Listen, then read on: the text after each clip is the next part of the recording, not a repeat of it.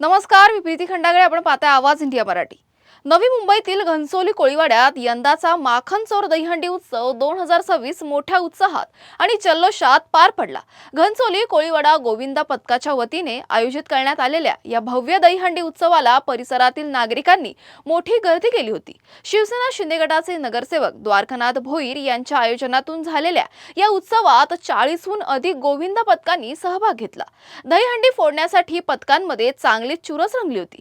ढोल ताशांचा गजर, गोविंदा उत्साह आणि उपस्थित नागरिकांचा जल्लोष यामुळे संपूर्ण घनसोली कोळीवाडा परिसर उत्सवमय झाला. उत्कृष्ट कामगिरी करणाऱ्या प्रथम, द्वितीय आणि तृतीय क्रमांकाच्या गोविंदा पथकांना रोख रक्कम, ट्रॉफी आणि विशेष पारितोषिक देऊन गौरवण्यात आलं. याशिवाय सहभागी झालेल्या इतर गोविंदा पथकांचाही रोख रक्कम, ट्रॉफी देऊन सन्मान करण्यात आला. या उत्सवाला शिवसेनेचे नगरसेवक, पदाधिकारी आणि कार्यकर्ते मोठ्या संख्येने उपस्थित होते. त्यामुळे दहीहंडीचा उत्साह आणखीन वाढला. दरम्यान येत्या 5 सप्टेंबर रोजी होणाऱ्या दहीहंडी उत्सवाच्या पार्श्वभूमीवर गोविंदा पथकांनी सुरक्षिततेला प्राधान्य देत काळजीपूर्वक उत्सव साजरा करावा, असं आवाहन नगरसेवक द्वारकानाथ भोईर यांनी केलं.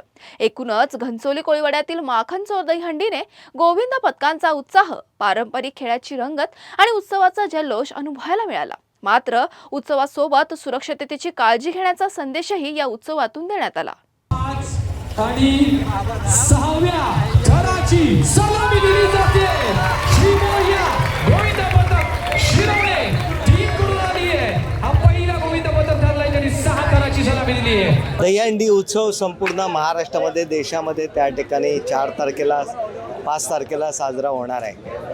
परंतु हा उत्सव साजरा होताना त्या ठिकाणी गोविंदा पथकांची तयारी असते आणि ही तयारी कुठपर्यंत आली या अनुषंगातून त्या ठिकाणी सराव म्हणून आम्ही या ठिकाणी गेले 4 वर्ष माखनचोर दहीहंडी उत्सव करतो आणि यावर्षीसुद्धा उत्सव जवळपास 35 ते 40 त्या ठिकाणी संघ याच्यामध्ये भाग घेत असतात. आमची सर्व ही तरुण मंडळी या ठिकाणी याच्यामध्ये आयोजन करतं आणि आमचं घनसोली कोळीवाडा पथक जे आहे ते संपूर्णपणे आयोजन आणि त्याचं जे काही व्यवस्था आहे ते करतात आणि अतिशय उत्साहामध्ये, चांगल्या आनंदामध्ये या ठिकाणी ते करतं आहे. मी सर्व तरुणांना एवढीच विनंती करतो आहे की दहीहंडी उत्सव आता 5 तारखेला आहे.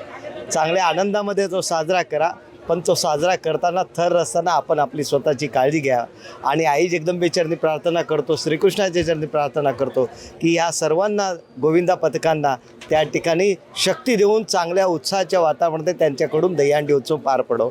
आणि आमचे जे सर्व कार्यकर्ते आहेत, तरुण मंडळी आहे, या सर्वांनाही शुभेच्छा देतो आणि खास करून सर्वांना धन्यवाद देतो की अशा प्रकारचा उत्सव ते या ठिकाणी साजरा करतात आणि वर्षानुवर्ष, आता गेले 4 वर्ष या ठिकाणी साजरा होतो.